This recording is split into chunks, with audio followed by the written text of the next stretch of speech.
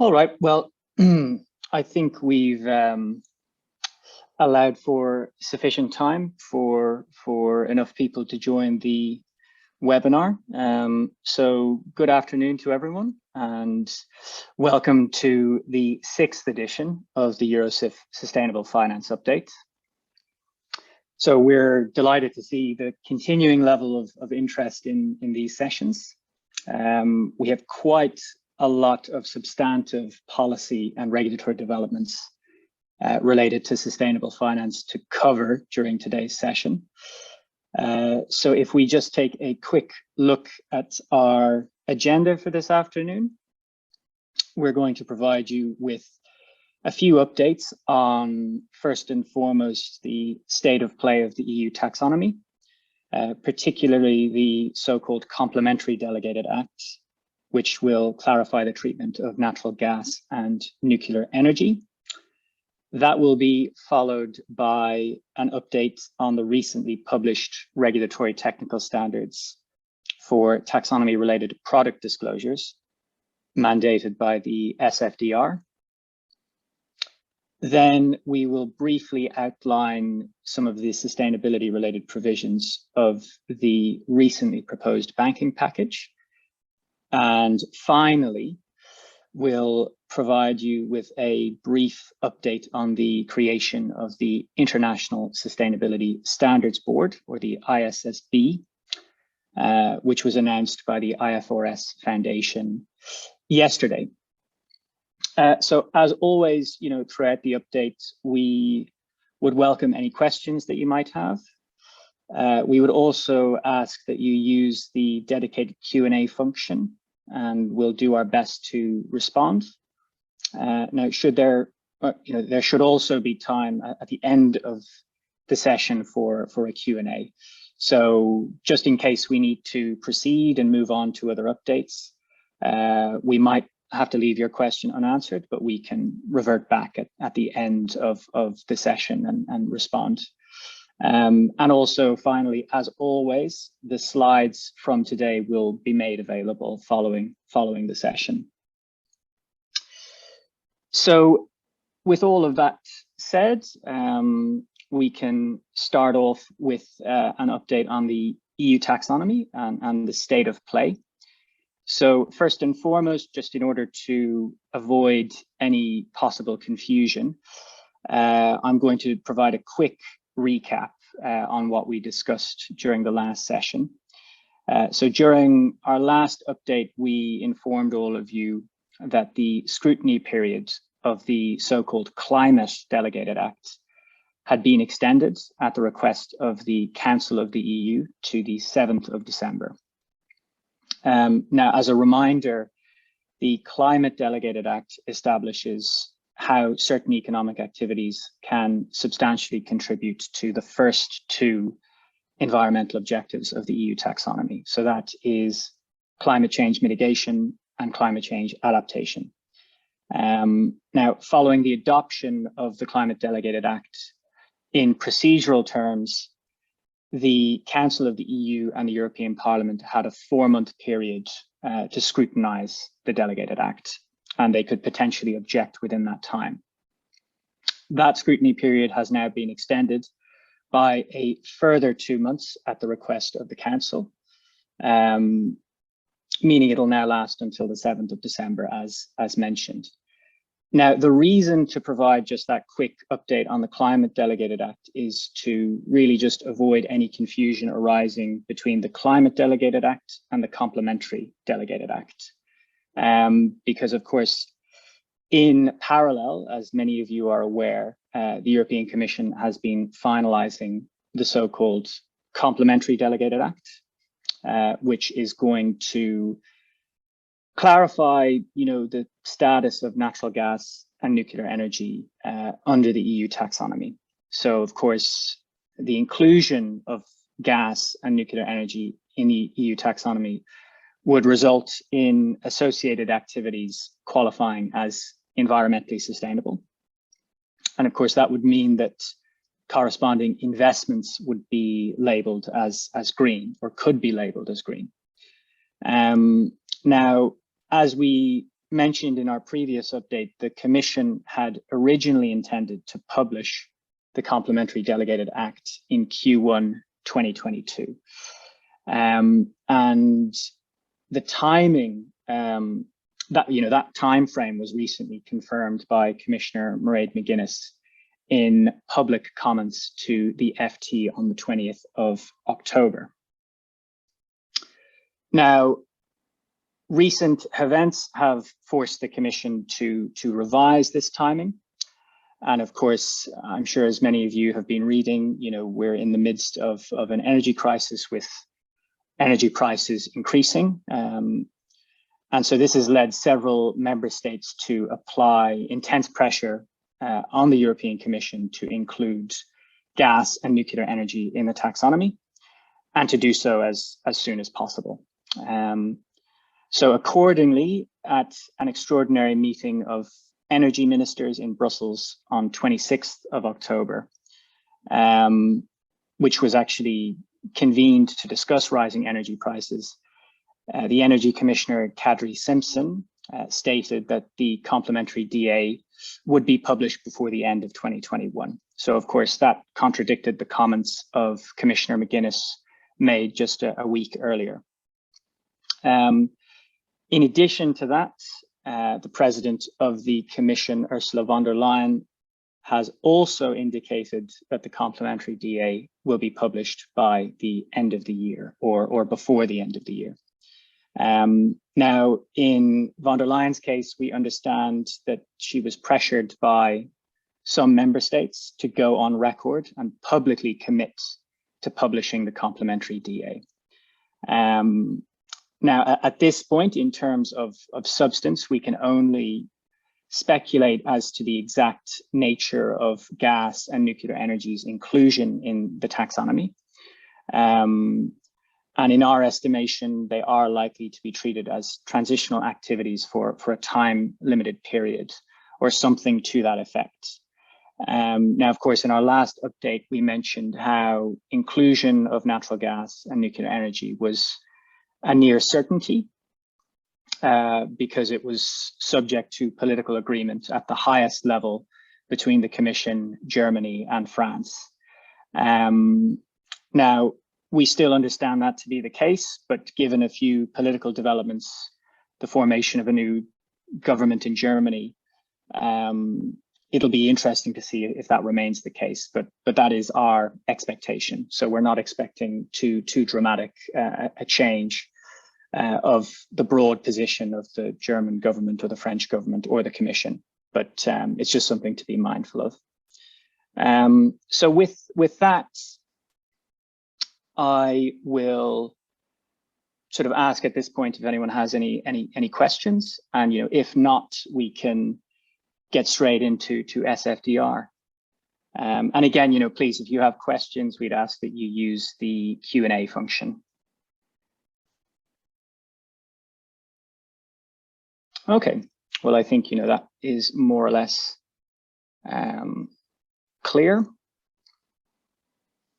So I will just get the next slide up, if you'll bear with me. Okay, so now moving on to the next item, we just wanted to give you a breakdown of the main requirements of the finalized regulatory technical standards on taxonomy-related product disclosures under the SFDR. So, of course, the finalized RTS were published on the 22nd of October, and they clarify specific disclosure requirements for Article 8 and Article 9 products, where those products include investments associated with environmentally sustainable economic activities, as defined by the EU taxonomy, otherwise referred to as taxonomy-aligned economic activities. And so, in effect, the RTS will mandate financial market participants, FMPs, to disclose how and to what extent their product investments are taxonomy aligned in pre-contractual and periodic disclosures.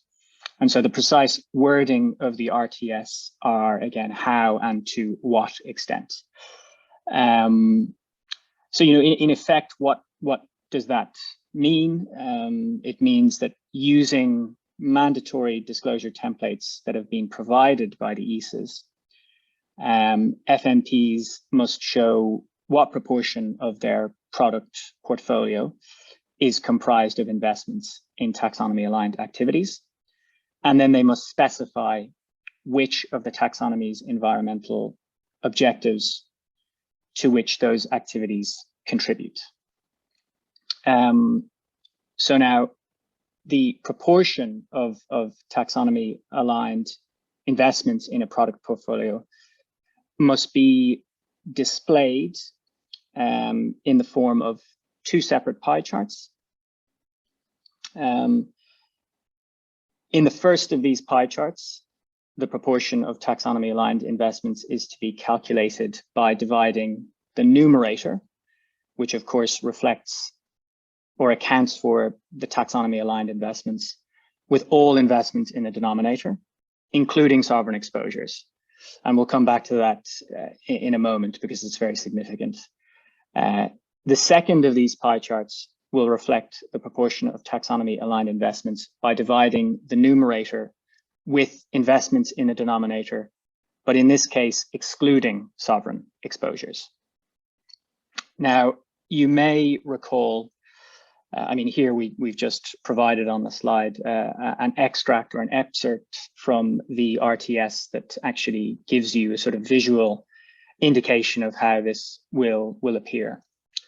Now, of course, the reason this is significant is you may recall that during our last update, we informed you that it was precisely a disagreement over the treatment of sovereign exposures and how to reflect them in taxonomy-related product disclosures that delayed publication of these RTS. And so accordingly, this inclusion of two different pie charts reflecting two different ways of calculating taxonomy alignment is the compromise solution reached between the ESAs. Another very important provision of the finalized RTS relates to the use of estimates, and that is estimates of the taxonomy alignment of investee companies when by financial market participants that have to calculate taxonomy alignment of their financial products. So you may recall that the Article 8 Taxonomy Delegated Act, which mandates disclosure of taxonomy alignment by companies, deferred disclosure of taxonomy alignment until 2023 in the case of non-financial undertakings, and until 2024 in the case of financial undertakings. Now, this deferral had the potential to compromise, or at the very least, severely complicate disclosure of taxonomy alignment at the level of financial products, which is due to apply from the 1st of January 2022. As of course, it would be very difficult for FMPs to disclose the taxonomy alignment of financial products if the information on the taxonomy alignment of investee companies was not available. And that, of course, was going to be the case, following the Article 8 Taxonomy Delegated Act. So in the finalized RTS, the ESAs have tried to address this issue by allowing FMPs to use estimates of taxonomy alignment of investee companies when calculating the taxonomy alignment of their financial products, provided estimates that is provided either by investee companies themselves or by third-party providers. And if you're looking for the precise provision where you can find this allowance, it is implied by Article 16A, paragraph 2, point B. Now, the final thing we'll mention in relation to the SFDR RTS, before seeing if you have any questions, is just a word on the precise date of application. So there's a little bit of uncertainty here. And of course, the legal text of the RTS confirms that, 1st of January 2022 remains the application date for taxonomy-related product disclosures, referencing the first two environmental objectives. And then, of course, it'll be 1st January 2023 for taxonomy-related product disclosures, referencing the remaining 4 environmental objectives. But that said, despite what the legal text stipulates, in the summary of the RTS provided by the ESAs in this document, they state that given the European Commission's letter to the European Parliament and the Council deferring application of the RTS to 1st July 2022, the application dates stipulated as being 1st January 2022 may be, and this is the precise wording of the ESAs, they may be brought forward. Now, I think that is a mistranslation, because of course, to me, brought forward would suggest that the application date would be before 1st January 2022. I'm sure what they meant to say was that the application dates of 1st January 2022 may be pushed back, because that would ultimately make sense given the reference to the Commission's letter deferring application until 1st July 2022. So on that point, there's still maybe a need for a little bit more clarity, and the Commission has not made any sort of public announcement for the benefit of market participants on this point. So we only have their letter to the European Parliament and the Council to go off, but it is something that further clarity would be appreciated on. So I'll leave it at that, and that more or less covers some of the main highlights of the SFDR RTS. And with that, we'll open up to some questions. So I see someone has already posed one in the Q&A. Let me just see, if an Article 8 product with ESG characteristics chooses to address also on investment objectives, is this then necessarily an Article 8 plus product?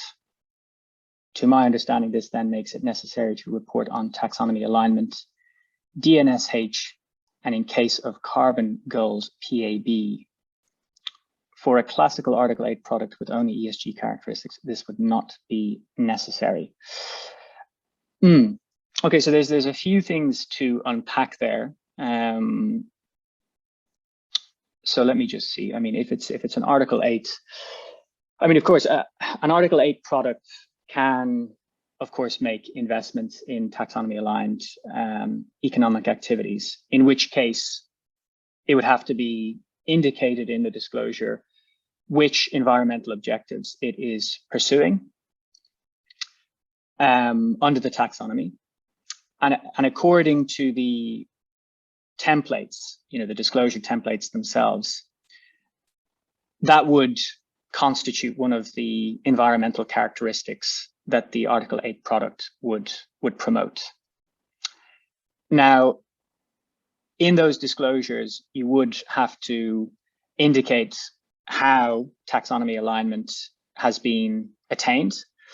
And that, of course, implies that you satisfy the do no significant harm principle as set out or as established by the taxonomy. In the case of carbon goals and Paris-aligned benchmarks, to be honest with you, that's quite a specific point.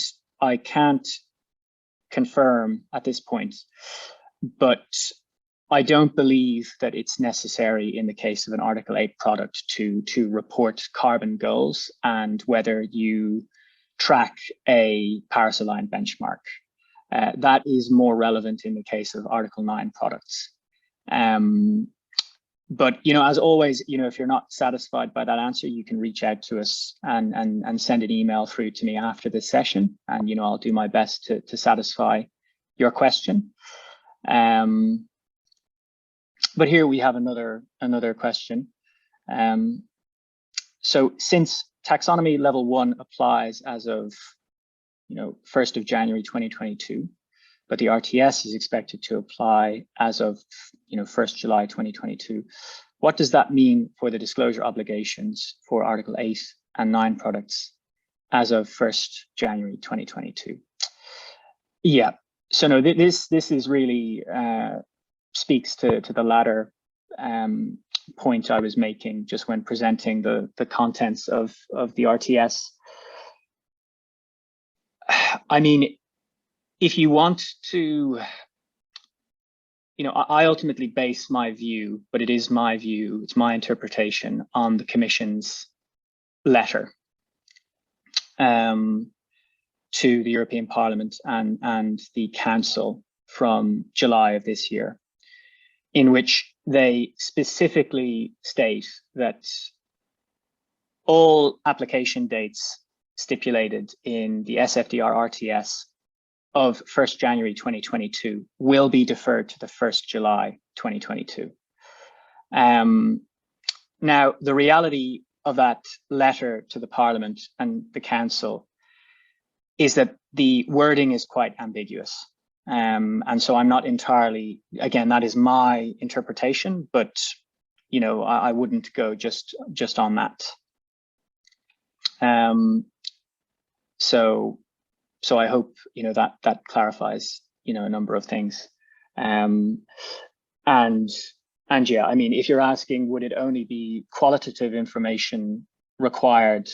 I mean, as of 1st July 2022, it would be full disclosure, if I understand your question correctly. But again, if you have further questions or want to discuss it further, I mean, please don't hesitate to reach out after this session.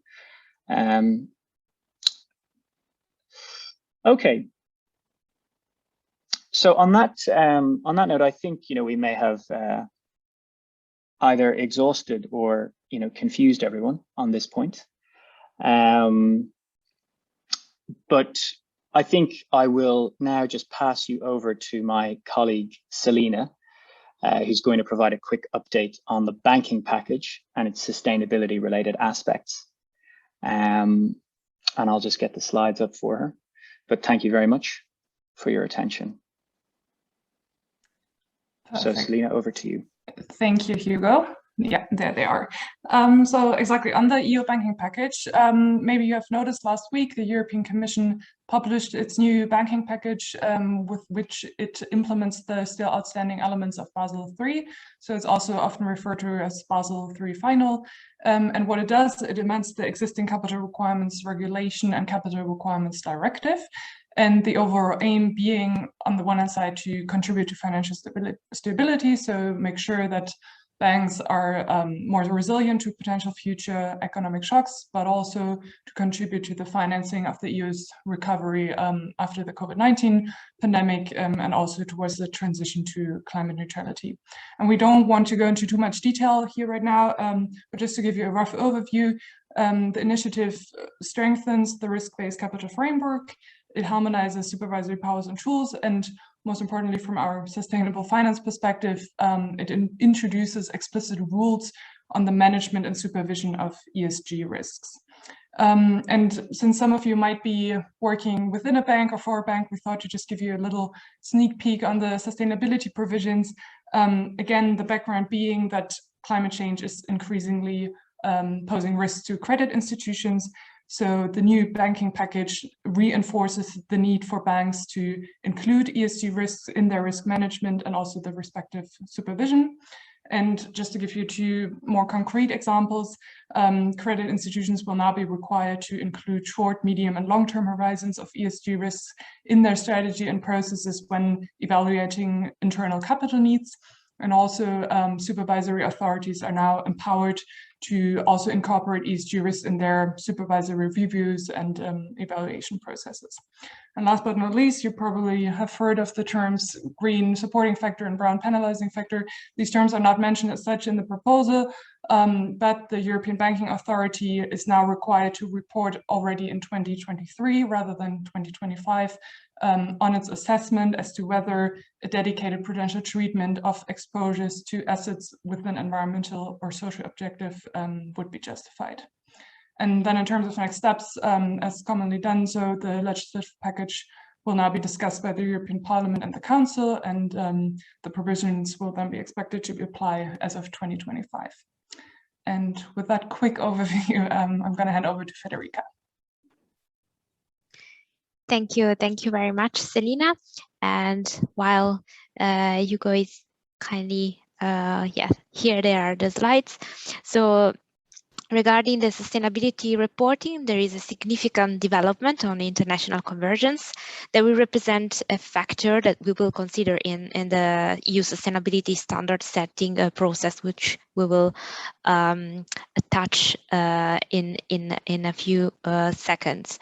So yesterday, within the framework of the Finance Day at the COP26, the International Financial Reporting Standards Foundation, or IFRS, which is the widely known international accounting standard setter organization, announced the establishment of an International Sustainability Standard Board, or ISSB. So I'm sorry, but there is a new acronym to keep in mind, which is a Sustainability Disclosure Standard Setter for financial markets.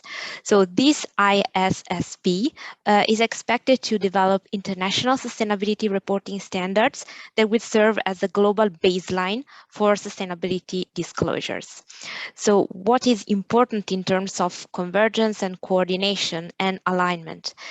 Two sustainability disclosure organizations have already agreed to consolidate into the ISSB by June 2022, which are the Climate Disclosure Standard Board, or CDSB, which is an initiative of the CDP, and the Value Reporting Foundation, which is the organization that leads the integrated reporting framework and the SASB standards. Those are all widely used reporting standard frameworks, just to be all of us on the same page. So the standards will cover ESG topics, so environmental, social, and governance topics, starting with climate, which is perceived as more urgent for the time being. And we remember that the announcement was made during the COP26. The standards are also supposed to cover thematic and industry-based requirements. So both these two fields will be touched, and will build on existing frameworks such as the TCFD recommendation, the CDSB framework, the integrated reporting framework, the ISASB standards, and the World Economic Forum metrics. So therefore, some form of alignment is expected regarding these frameworks. So what is interesting is to look at how these standards relate with jurisdiction-specific reporting requirements relating to sustainability topics, if existing, of course. So in the announcement yesterday, we read the standards will be developed to facilitate compatibility with specific requirements on national and regional jurisdictions. And in the statement, the Corporate Sustainability Reporting Directive is mentioned as an example. So this is interesting. So as the IFRS Foundation Monitoring Board states, the standards can be considered for adoption by jurisdiction, of course, on a voluntary basis. This means that jurisdictions are expected to use their own legal frameworks for adopting and using those international standards. So it will be very interesting to see how national and regional legal frameworks will adopt those standards, as it will have a huge impact on the use of these standards by financial market participants. So what's next now? The ISSB is being established, which means the chair, vice chair, and the members are being appointed, and we might expect a public consultation in 2022. So let me just focus on two bits now. So yesterday, two prototypes were also published together with the announcement, one focusing on general sustainability disclosures and the other one focusing on climate-related disclosures, building on the TCFD. And these prototypes also have industry-specific disclosures. This work has been carried out by a task force that was established by the IFRS and brought together a number of reporting-focused international organizations. So it was a kind of broad collaborative drafting work. And as I said, it will be interesting to see now how these standards will be adopted and then implemented into national regulations. And so this will foster, hopefully, a broad implementation by investors and companies. So finally, why it matters for the European process. As we know, the European Union is currently developing its own sustainability reporting standards. This process is embedded in the review of the Non-Financial Reporting Directive, or NFRD, which is renamed as Corporate Sustainability Reporting Directive, which is currently under discussion. We already know that in the draft text of the CSRD, the EFRAG, which is the European Financial Reporting Advisory Group, is tasked to develop EU sustainability disclosure standards. So now, in parallel with the legislative procedure, the EFRAG is developing its own EU standards. So two points are important to keep in mind. First of all, the European Commission in the communication issued last April stated that those EU standards are supposed to build on and contribute to standardization initiatives at a global level. At the same time, the European process will see coherence and compliance with the ambitions of the EU Green Deal. So we will see some form of balance between international cooperation on one side and stick with the EU green ambitions on the other side. Finally, and what is interesting to focus on, especially in the months ahead, is the approach towards materiality, because the standards, I mean the IFRS, the ISSB standards, are expected to provide information that are useful for investment decisions and on forward-looking sustainability matters that affect the enterprise value over the short, medium, and long term. So, for example, in the climate prototype, we see that it is aimed at producing information that are useful for investors and to assess the entity enterprise value. This approach is different from the European one, which focuses on double materiality, meaning that the standards will focus both on the exposure of the company to sustainability-related impacts, and on the other hand, it will look at how the company affects sustainability matters. So we will see this difference between the two approaches, and as I said, it will be interesting to see how this balance between convergence and cooperation on the international level on one side and the ambitions to develop double standard materiality standards on the European market will be developed. So that said, I will leave the floor to my colleagues, and we will also be happy to reply to any question you might have. So thank you, Federica. Thanks, Selina, for that. And that more or less brings us to the end of our session, apart, of course, from any questions that you may have. So we did promise that there would be an opportunity at the end to have a bit of a Q&A. But I know there's quite a lot of information we've provided to digest. So, I mean, we'll just allow a minute or two if anyone would like to ask questions. If not, I mean, otherwise, of course, a recording of the webinar today will be made available on our website alongside the slides. If you have any questions in relation to what we've discussed today, please don't hesitate to reach out to either myself. You can reach me at hugo.gallagher@eurosif.org, or my colleague Selina Ratka at selina.ratka@eurosif.org, or of course Federica Casarsa at federica.casarsa@eurosif.org. And we'd be very happy to get back to you.